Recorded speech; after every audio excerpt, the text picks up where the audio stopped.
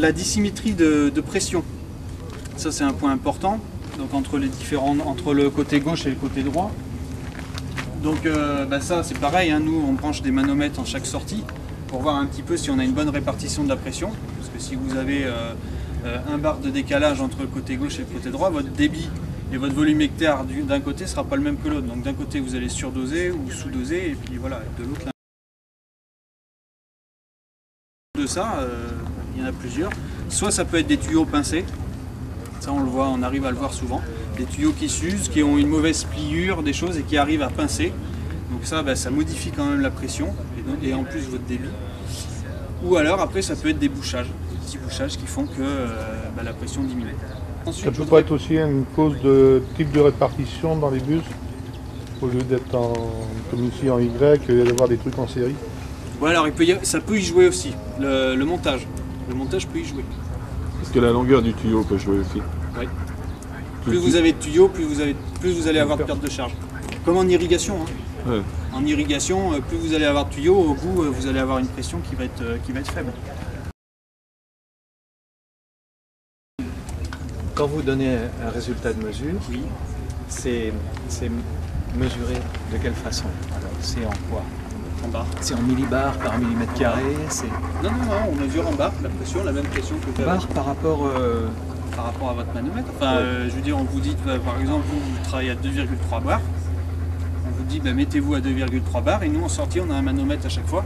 Oui. Et on mesure. Alors, exemple, là, faites un exemple inventé. Qu'est-ce que ça peut faire? Là, par exemple, vous allez avoir, je sais pas moi, 1,8 bar en sortie, admettons.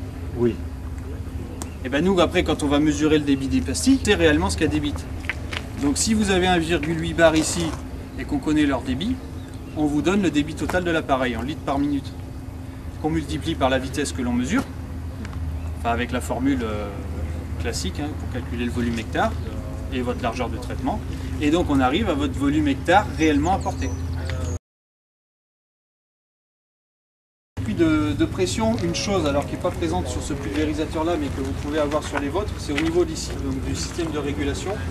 Parfois vous avez votre régulateur de pression et puis vous avez des petits robinets à côté qui correspondent à chaque tronçon. Donc est-ce que vous savez à quoi ça sert? C'est pour garder la même pression quand on coupe un tronçon. Voilà, c'est ça. Donc concrètement, hein, c'est ce qu'on appelle les retours compensés. Donc on va partir sur l'hypothèse que ce pulvérisateur, admettons, il en est.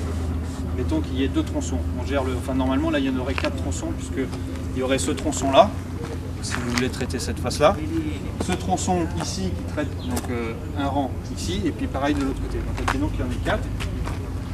Le principe c'est que parfois dans la vigne vous êtes amené à couper un tronçon parce que vous faites une bordure, parce que voilà, pour plusieurs raisons. Et souvent quand vous coupez un tronçon, admettons là vous êtes pile poil à 3 bars, vous coupez un tronçon, celui-ci, et votre aiguille de manomètre va bouger. Elle va se mettre par exemple à 3,2 bars. Pourquoi? Parce que ce qui ne va pas dans ce tronçon-là, parce qu'il est fermé, ça se répercute sur le reste. Et donc en fait, le petit robinet qui est ici, il sert à gérer le retour en cuve du tronçon qui est fermé. Donc pour le régler, vous le coupez, vous remarquez donc la pression 3,2 bars, et donc vous dévissez un petit peu votre robinet pour faire en sorte que votre aiguille revienne à 3 bars. Donc ça veut dire qu'en fait vous avez bien 3 bars dessus, le retour en cuve se fait bien. Donc voilà, vous rouvrez votre tronçon et vous faites pareil pour chacun des tronçons.